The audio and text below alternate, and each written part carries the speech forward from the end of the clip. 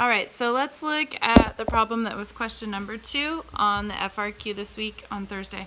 During a chemical reaction, the function y equals f of t models the amount of substance present in grams. So we talked about yesterday that this was measuring an amount. At time t equals t seconds, at the start of the reaction t equals 0, there are 10 grams of substance. There's my initial value. The function satisfies the differential equation dy dt equals negative 0.02 y squared. Use the line tangent to the graph at t equals 0 to approximate the amount of the substance remaining at time t equals 2. So the first thing I'm going to do is write the tangent line equation.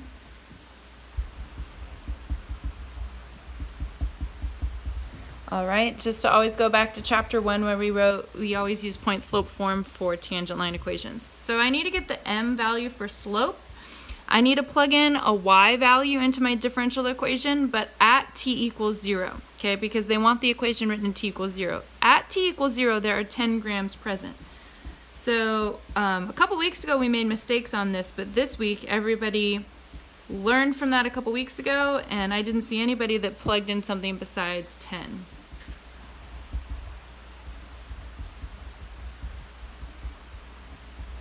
Okay, so the slope here is going to be negative 2.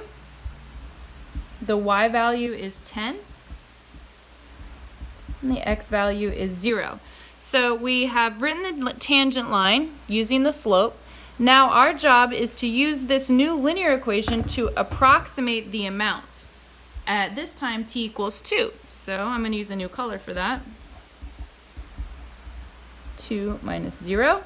I'm plugging in my new t value here. So I know I'm using y's and x's instead of t's. But remember, t and x can be interchangeable for the input variable here. So y minus 10 equals negative 4. Add 10 to both sides. The amount is 6 grams.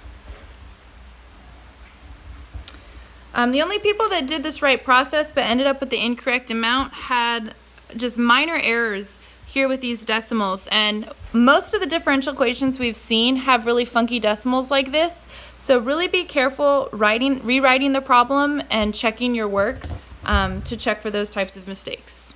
So that's part A.